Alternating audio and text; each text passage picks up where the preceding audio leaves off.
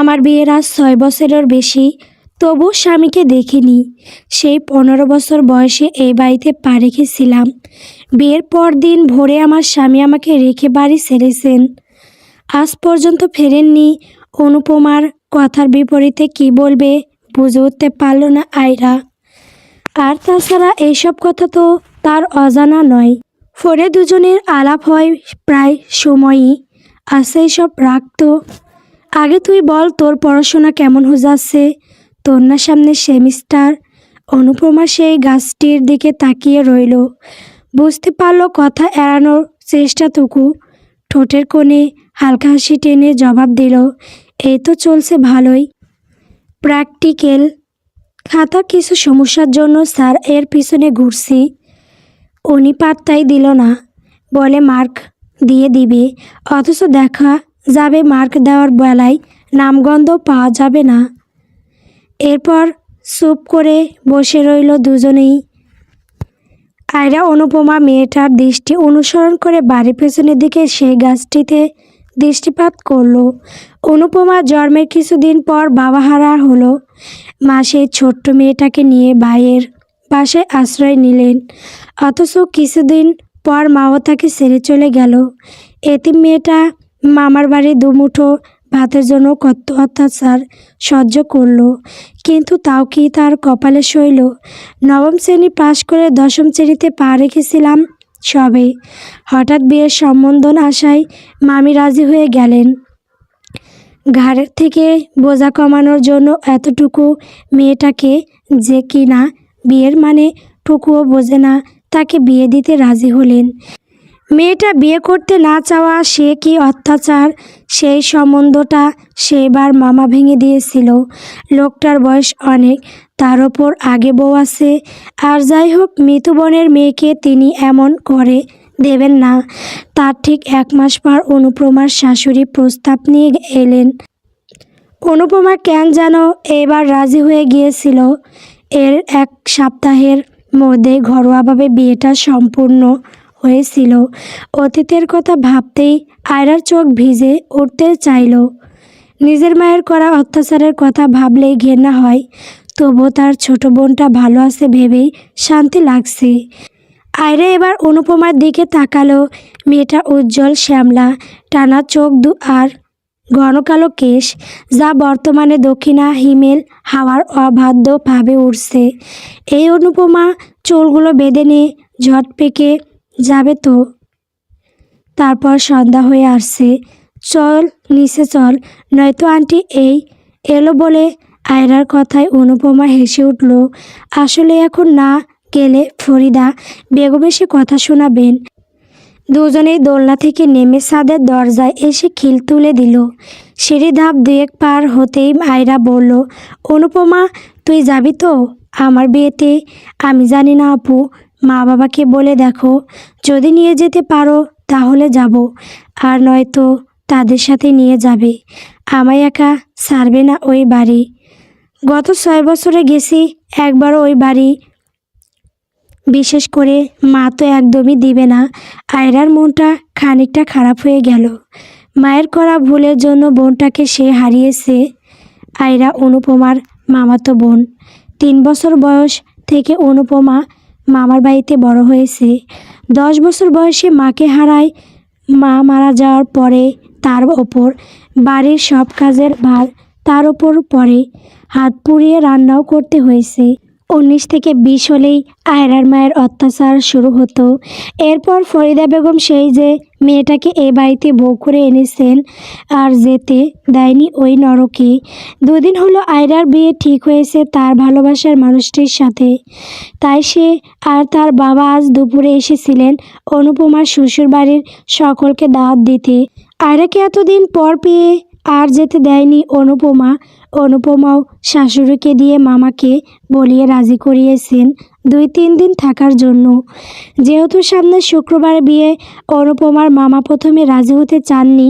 পরে ভেবে দেখলেন ভাগ্নিটা তার কাছে কত বছর পর আবদার করলো, না রাখেন কিভাবে। তাই তো ভদ্রলোক দুপুরে খেয়ে বিদায় নিয়েছে। ওরা দোতলার সিঁড়ির শেষ মাথায়। এমন সময় অনুপমার একমাত্র ননদ ফাইজা সিঁড়ি দিয়ে তাদের নাম ধরে দৌড়ে আসছে। অনুপু, ও অনুপু, কই তোমরা? এই ফাইজা, আসতে, এই সিঁড়ি বেয়ে কেউ এভাবে দৌড়ায়? আয়রা কিছুটা আতঙ্কের স্বরে বলে উঠে। ফাইজা সে কথা পাত্তা না দিয়ে বলল, আম্মা তোমাদের ডাকতে পাঠিয়েছি, আসো নাস্তা খাবে। আয়রা আর ফাইজা গিয়ে সোফায় বসলো। অনুপমা সোজা রান্নাঘরে গেল। সে যেতেই ফরিদা বেগম রেগে গেলেন। কিরে অনু, তুই কি চুল ছেড়ে এই সন্ধ্যাবেলায় ছাদে ছিলি? তোর আর আক্কেল হলো না? অনুপমা দাঁত বের করে হাসলো, যেন চুরি করতে গিয়ে ধরা পড়েছে। ফরিদা বেগম তার হাসি দেখে আরও রেগে গেলেন। আরে মা, সন্ধ্যা হতে বহুত দেরি, আর আমার আক্কেল হয়ে গেলে তুমি বকবে কাকে? বলেই ফরিদা বেগমের শাড়ির আঁচল ধরে পিছু পিছু ঘুরতে লাগলেও এই মেয়েটার কাণ্ড কারখানার আর কথাই ফরিদা না হেসে পারলেন না। অনুপমাও নিজের চুল বেঁধে খাবার দাবার ডাইনিং রুমে নিয়ে গেল। ফরিদা বেগমও বাচ্চাদের সাথে কথা বলতে শুরু করলেন। এর মধ্যে যে কতবার আয়রা অনুপমাকে নিজের সাথে নিয়ে যাওয়ার কথা বলেছে তার হিসেব নেই। তবে মহিলার এক কথা, তিনি কিছুতেই মেয়েকে একা কোথাও পাঠাবেন না, অন্তত ওই নরকে তো নাই। এরপরে আয়রা আর কিছু বলতে পারল না। সবাই অন্য অন্য কথা নিয়ে আলোচনা করলো। রাত 9টার দিকে অনুপমার শ্বশুর জুনায়েদ আহমেদ আর দেবর ফাহাদ আহমেদ বাড়ি ফিরলেন। ফাহাদ কিছু মাস হলো অনার্স শেষ করে বাবার ব্যবসায় হাত দিয়েছে। রাতে সবাই প্রতিদিন একসাথে খাওয়া দাওয়া শেষ করে অফিসের কাজ বেশি থাকায় আজ তাদের ফিরতে দেরি হয়ে গেছে কিছুটা। দুপুরে অনুপমার মামার আসার খবর শুনেও আসতে পারেননি ব্যস্ততায়। অনুপমা তখন সোফায় বসে শাশুড়ির কাঁধে মাথা রেখে ঘুম, তাই জুনায়েদ সাহেব আর তাকে ডাকলেন না। বাপ ছেলে দুজনই পোশাক পাল্টে ফ্রেশ হয়ে এলেন। ততক্ষণে অনুপমাও উঠে পড়েছে। টেবিলে বসে হালকা কথাবার্তা আর আরিরার বিয়ে নিয়ে আলোচনা হচ্ছিল। সবাই খাওয়ার মাঝে হঠাৎ করে জুনায়েদ সাহেব বললেন, কালকে ফাইজাকে পাত্রপক্ষ দেখতে আসবে। ছেলে ও ছেলের পরিবার ভালোই, তাই আসতে বলেছি। কিন্তু শেষ মুহূর্তে গিয়ে পাত্রের বাবা বলল, আপনার বড় মেয়েকে পছন্দ, অথচ আমার তো বিয়ে উপযোগী এক মেয়েই। কি বলছো বাবা এসব? ফাইজার সম্বন্ধ আর ভাই হয়ে আমি জানি না, আর বড় মেয়েকে ভুলভাল সম্বন্ধ কোত্থেকে আসে? ফাহাদের কথায় সবাই সহমত পোষণ করলো, কিন্তু এটাও ভাবলো দেখতে দোষ কোথায়।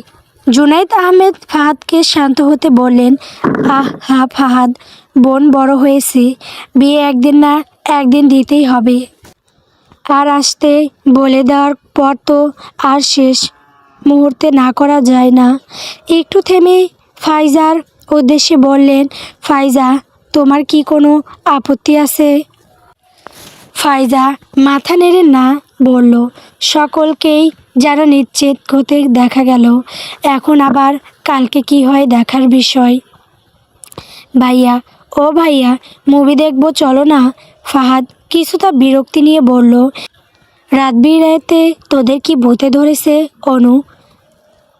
রাত কটা বাজে সে খেয়াল আছে? প্লিজ ভাইয়া। আচ্ছা আচ্ছা। ওরা চারজন লুকিয়ে লুকিয়ে নিচে এলো। বাবা টের পেলে রক্ষে নেই। অনু আর ফাইজা রাত বিরেতে যত অদ্ভুত আবদার করে বসে, না করলে শুরু হয় এদের ইমোশনাল ব্ল্যাকমেইল। আর তাছাড়া কালকে যেহেতু অফিস বন্ধ, তাই ফাহাদও না করা অজুহাত পেল না। এর মধ্যে ফাইজা বলে উঠল, পপকর্ন হলে ভালো হয়। একথা শুনে ফাহাদ আর অনু রান্নাঘরে চলে গেল পপকর্ন বানাতে। আয়রা আর ফাইজা মুভি পছন্দ করছে। রাত 2টা পর্যন্ত মুভি দেখে সবগুলো ড্রয়িং রুমেই ঘুমিয়ে পড়েছে। সকালে উঠে ফরিদা বেগমের ঝাড়ি খেয়ে ঘরে গিয়েছে ফ্রেশ হতে। দোতলায় উঠে অনুপমা নিজের ঘরে যাওয়ার আগে হুট করে ফাহাদ পিছন থেকে ডেকে উঠে, অনু শোন। অনুপমা পিছন ফিরে জবাব দেয়, হ্যাঁ ভাইয়া, কিছু বলবে? হ্যাঁ, একটা কথা বলার আছে। আগে বল, কাউকে বলবি না? অনুপমা মাথা কাত করে সম্মতি দেয়। ফাহাদ বলল, আগামী মাসে ভাইয়া আসছে। অনুপমা অবাক হয়ে গেল। ভাইয়া মানে জিহাদ, ওর স্বামী, যার সাথে 6 বছর আগে বিবাহ বন্ধনে আবদ্ধ হয়েছিল সে। ফাহাদ বুঝতে পারল অনুপমার মনের অবস্থা। সান্ত্বনার স্বরে বলল, দেখ অনু, তুই এই বাড়ির মেয়ে, কে এলো এসব নিয়ে ভাবার দরকার নেই। আর ভাইয়া বাড়াবাড়ি করলে মনে রাখবি তোর বড় ভাই এখনও জীবিত আছে। যা ঘরে যা, দুপুরে বাসায় মানুষ আসবে। দুঃখিত ভাই সাব। অনুপমা আমার বড় মেয়ে নয়, ও আমার বড় ছেলের বউ। কিছুক্ষণ আগের কথা, আজ বাড়িতে নানা পদের রান্না হয়েছে। বাড়িতে প্রথমবার পাত্রপক্ষ আসবে মেয়েকে দেখতে, তাই টুকটাক ভালোই আয়োজন হয়েছে। ইতিমধ্যে ফাহাদের ফুপু এবং তার পরিবারকে জানানো হয়েছে তাদের না জানিয়ে বাড়ির মেয়েকে পাত্রপক্ষ দেখতে আসছে। যদি বিয়ে ঠিক হয়ে যায় তাহলে হুল স্কুল কাণ্ড হয়ে যাবে। কিছুক্ষণ পরেই জুনায়েদ আহমেদের বোন জামিয়া আহমেদ, তার স্বামী আইমান তালুকদার এবং তাদের এক ছেলে এক মেয়ে আরহাম এবং রুহি আহমেদ বাড়ি এসে পৌঁছায়। জুম্বার পরে বিকেল 3টার দিকে পাত্রপক্ষ এসেছে। ওপরে মেয়েরা ফাইজাকে তৈরি করছে, মানে অনুপমা এসে দোতলা থেকে ড্রয়িং রুমে উকি দিল। নিচে জুবাইর সাহেব এবং আইমান সাহেব সোফার এক পাশে বসে অপর পাশে থাকা পাত্রের বাবা মার সাথে কথা বলছেন। পাশের আরেকটি সোফায় ফাহাদ আর আরহাম বসে আছে। কিন্তু অনুপমা চরম আশ্চর্য হলো তখন, যখন সোফায় বসে থাকা পাত্রের দিকে তাকালো। কি, ইনি তো তাদের ডিপার্টমেন্টের সাহিত্য বিষয়ক অধ্যাপক আরশাদ স্যার। সে দৌড়ে ফাইজার ঘরে ঢুকলো। সেখানে রুহি আর আয়রা বসে কথা বলছে। তার পাশেই ফোনে হাতে ফাইজা বসে আছে। এই ননদিনী, একটু বাইরে আয়, একটা কথা আছে। ক্যান্ডে অনুপমা, কি এমন কথা আমাদের সামনে বলা যাবে না? আহা আয়রা আপু, তোমাদের পরে বলবো। একটু থেমে ফাইজার উদ্দেশ্যে বলল, এই ফাইজা চলো না প্লিজ। ফাইজাও আর কিছু জিজ্ঞেস করলো না, অনুপমার সাথে সাথে পা বাড়ালো। ওরা করিডোরে এসে নিচে তাকালো, তার দেখলো সবাই খেতে বসেছে। ফরিদা বেগম আর জামিয়া আহমেদ অতিথিদের খাবার পরিবেশন করছে। অনুপমার দৃষ্টি অনুসরণ করে ফাইজা যখন পাত্রের দিকে দৃষ্টিপাত করলো, তার মুখটা আপনা আপনি খুলে গেল। একটুর জন্য চিৎকার দিয়ে ফেলতো, তবে অনুপমা এর আগে ফাইজার মুখটা চেপে ধরল। তারা অন্য কর্নারে চলে গেল, যেন নিচ থেকে সরাসরি তাদের দেখা না যায়। ফাইজা চমকিত কণ্ঠে বলল, অনুপু, এগুলো কি? উনি এখানে কেন? পাত্র কি উনি? এ বেটা না তোকে পছন্দ করতো অনুপু? তোর পিছনে প্রায় লাগিয়েছিল জুনিয়রদের। উনি এসেছে আমাকে দেখতে। আমার তো কিছুই মাথায় ঢুকছে না গো অনুপু। অনুপমা ফাইজার মাথায় চাটি মেরে বলল, গাদা, এই বেটা আমার জন্য সম্বন্ধ নিয়ে এসেছে। একটু পর দারুণ একটা নাটক হবে। কালকে বাবা বলল, শুনলি না বড় মেয়ের কথা বলেছে? শেষ ভাইয়া বাসায়, আমরা তাকে কিছু জানাইনি। জানতে পারলে একটা থাপ্পড় যদি নিচে পড়ে। দুজনের মুখে চিন্তার ছাপ দেখা গেল। ফাহাদ একবার এক ছেলেকে আধমরা করেছিল অনুপমাকে প্রপোজ করায়, আর এখানে তারা এত বড় একটা খবর ফাহাদের থেকে লুকিয়েছে। বেটা আজকে বাসের সম্বোধন নিয়ে এসেছে। কি হবে আল্লাহ মাবুদ ভালো জানেন। তারা ঘরে প্রবেশ করলো। আয়রা আর রুহি কি হয়েছে জানতে চাইলে তাদের পুরো ব্যাপারটা খুলে বলল। এই কাহিনী শুনে আয়রা আর রুহি হাসবে না কাঁদবে সেটাই বুঝে পারছে না তারা। এদিকে অনুপমা আর ফাইজার অবস্থা বেহাল। কিছুক্ষণ পরেই ফরিদা বেগম এসে বললেন ফাইজাকে নিচে নিয়ে যেতে। তার কথা মতো রুহি আর আয়রা গেল ফাইজার সাথে। অনুপমা করিডর থেকে তাকিয়ে রইল। পাত্রীকে আনা হয়েছে শুনে আশরাফ চোখ তুলে তাকালো। অনুপমার জায়গায় ফাইজাকে দেখে ব্রকুচকে ফেলল। আশ্চর্য, দেখতে আসলো বড় মেয়েকে, সামনে এনেছে ছোট মেয়েকে। আশরাফ মায়ের কানে কানে কথাটা বলতেই তিনি আশরাফের বাবাকে কথাটা জানালেন। ভদ্রলোক চমৎকার হেসে জুনায়েদ সাহেবকে বললেন, ভাই আমরা তো আপনার বড় মেয়ের জন্য সম্বোধন নিয়ে এসেছি, ওর জায়গায় আপনার ছোট মেয়ে আসলো যে। ওনার কথায় ড্রয়িং রুমে যেন ছোট্ট করে বিস্ফোরণ ঘটল। জুনায়েদ সাহেব বুদ্ধিমান লোক, উনি ব্যাপারটা এবার বুঝতে পারলেন। সাধারণভাবে হেসেই বললেন, দুঃখিত ভাই সাহেব, অনুপমা আমার বড় মেয়ে নয়, ও আমার বড় ছেলের বউ। এই কথা শুনে আশরাফের চোখ বড় হয়ে গেল। সে আর কিছুই বলতে পারল না। এরপর ধীরে ধীরে তারা উঠে পড়ল। যাবার আগে আশরাফ আর তার বাবা তাদের কাছে বারবার নিজেদের ভুলের জন্য ক্ষমা চেয়ে গেল। কিন্তু জুনায়েদ সাহেব আশরাফের বাবার সাথে কুলাকুলি করে বললেন, আরে না ভাই সাহেব, ক্ষমা চাওয়ার কিছু নেই, মানুষ মাত্রই ভুল। আপনারাও মেয়ের নাম বলে নি, আমিও বলিনি, আমার একটা মাত্র মেয়ে, আমরা বুঝিনি আপনার অনুপমার কথা বলেছেন। এখানে আমাদেরও ভুল আছে। তিনি মেহমানদের বিদায় করে দিয়ে এসে দেখলেন তার ছেলে অনুপমা আর ফাইজাকে বকছে। তিনি ছেলেকে বাধা দিলেন, এসব কি হচ্ছে ফাহাদ, এখানে ওদের দোষ কোথায়? ওরা কি জানতো এরকম পরিস্থিতি তৈরি হবে? আর তাছাড়া অনুপমার বিয়েটার সময় আইনিভাবে বিয়ে হয়নি, সার্টিফিকেট নেই, এটা স্বাভাবিক যে তার শিক্ষা প্রতিষ্ঠানে সে অতিবাহিত। বাবা ওরা আমাকে জানায়নি কেন যে কেউ ওদেরকে ফলো করছে? আজ ওদের ভার্সিটি শিক্ষক ছিল বলে পার পেয়েছে, নয়তো দেখতে আমার বোনদের ডিস্টার্ব করার পরিণাম কি হতো? পাশ থেকে ফাহাদের ফুপু ফোরন কেটে বললেন, এই অপায়াকে এত লাই দিস না, মাথায় উঠে নাচবে। জন্মের পর তো বাবাকে খেয়েছে, কিছুদিন পরে মাকেও খেলো। বিয়ের পর দিনই ছেলেটাকে ঘরছাড়া করছে, ওকে যে তোরা কেন এখানে রাখছিস সেটাই আমি বুঝি না। বাপু, আজ বাড়ির মেয়ের বিয়ে ভাঙলো, বাইরে গিয়ে কি করে আল্লাহ মাবুদ জানে। আবি আত্মা সাজ্জালা জোটাইছে, নয়তো পরপুরুষে ঘর পর্যন্ত আসে কেমনে? জুনায়েদ সাহেব কথাটির প্রতিবাদ করতে চাইলেন, কিন্তু তার আগেই অনুপমা ভিজা গলায় বলল, দুঃখিত ফুফু, আমি বাইরে পড়তে যাই, এসব করতে নয়। তাছাড়া উনি আমার শিক্ষক, ওনাকে নিয়ে তেমন কিছু আমি কখনো মাথায় আনিনি। কিন্তু তিনি আমাদের পেছনে জুনিয়রদের পাঠাতো খোঁজ নেওয়ার জন্য। তিনি আমার শিক্ষক, তার বিরুদ্ধে কার কাছে বিচার দিতাম? ভাইয়াকে বলে ভাইয়া ওখানে গিয়ে হুলস্থুল কাণ্ড করত, সেখানে আমাদেরই মান সম্মান যেত। এইসব ভেবে বলিনি, কিন্তু আমি স্যারকে বলেছিলাম আমি বিবাহিত, উনি বিশ্বাস করেননি। এখানে আমার কী দোষ ফুফু? অনুপমা কথাটা শেষ করে আর দাঁড়ালো না সেখানে। চোখ থেকে অবাধ্য অশ্রুগুলো ঝরে পড়ছে, চেষ্টা করেও পারল না সেগুলো আটকাতে। সিঁড়ি বেয়ে দৌড়ে নিজের জন্য বরাদ্দকৃত ঘরে চলে গেল। নিজেই দরজাটা কোনো রকম ভিড়িয়ে খাটে কিনারে বসে পড়ল।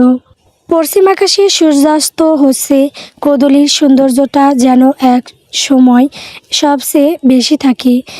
এই সূর্যাস্ত গোধূলির রূপ দেখতে দেখতে অনুপমা তার বিয়ের কথা মনে করছে। প্রথমবার বুড়ো লোকের সাথে বিয়ে ঠিক হয়েছিল, সময় সে বিয়ে করবে না বলে মামি গরম খুন্তি দিয়ে তার ডান হাত পুড়িয়ে দিয়েছিল। মামা শহরের বাইরে গিয়েছিলেন, আয়রা সেদিন তাকে বাঁচাতে এলেও সেও মার খেয়েছিল অবাগির জন্য। অপায়াদের প্রতি মায়া দেখাতে নেই যে। তারপর পরদিন স্কুলে অর্ধাবৃত্তির পরীক্ষা ছিল। পরীক্ষায় তার সব মনে পড়লেও হাতের যন্ত্রণায় পুরো খাতায় প্রায় খালি জমা দিতে হয়েছিল। সেদিন রাস্তার ধারে বসে আকাশের দিকে তাকিয়ে নিজের মাকে দুঃখের কথা বলছিল। কি জানি মা শুনল কিনা সে কথা। কিছুক্ষণ পর কোত্থেকে যেন ফরিদা বেগম তার পাশে এসে বসলেন। অসহায় মেয়েটার মাথায় হাত রাখলেন। হয়তো শুনেছিলেন এতিম মেয়েটার আর্তনাদ, সান্ত্বনা দিয়ে কিছুক্ষণ সুখ দুঃখের আলাপ করলেন, খোঁজ খবর নিলেন মেয়েটা হয়তো সেদিন ফরিদা বেগমের সাথে জড়িয়ে পড়েছিল। তাই তো তার 1 সপ্তাহ পরে ফরিদা বেগম যখন মামার কাছে তার জন্য প্রস্তাব রাখে, অনুপমা আর না করেনি, রাজি হয়ে গিয়েছিল মেয়েটা। তার সপ্তাহ খানেক পর তিনি মেয়েটাকে লাল টুকটুকে বউ সাজিয়ে নিজের বড় ছেলে বউ হিসেবে নিয়ে আসলেন। কিন্তু সেই অপায়া ভাগ্যে বোধহয় স্বামীর ভালোবাসা ছিল না। পরদিন ভোরে উঠে শুনে তার স্বামী বাড়ি ছেড়েছেন। কিরে অনু, সন্ধ্যাবেলায় এখানে কি করছিস? তার উপর ছাদের সাইডে এসে দাঁড়িয়েছে। ভূতে তো ধাক্কা দিয়ে ফেলে দিবে। অনুপমা হাসতে চাইল, কিন্তু চোখের কোণের অশ্রু কোনোটা ফাহাদের চোখে ঠিকই ধরা পড়েছে। ফাহাদ অনুপমার মাথায় হাত বুলিয়ে দিতে দিতে বলল, অনু, তোর এই ভাইয়ের ওপর ভরসা আছে তো? তোর ভাই তোর জন্য সব কিছু করতে পারবে। তুই কিসের ভয় পাচ্ছিস বল তো একবার? আরে পাগলি, তুই এই বাড়িতে মেয়ের পরিচয় থাকিস না? দেখলি না আজকে পাত্রপক্ষ আসলো? ভাবছি কোনো ভালো পাত্র পেলে তোর বিয়েটা দিয়ে দিব। কি বলিস? ফাহাদের বলা শেষের কথাটা শুনে অনুপমা ফিক করে হেসে ফেলল।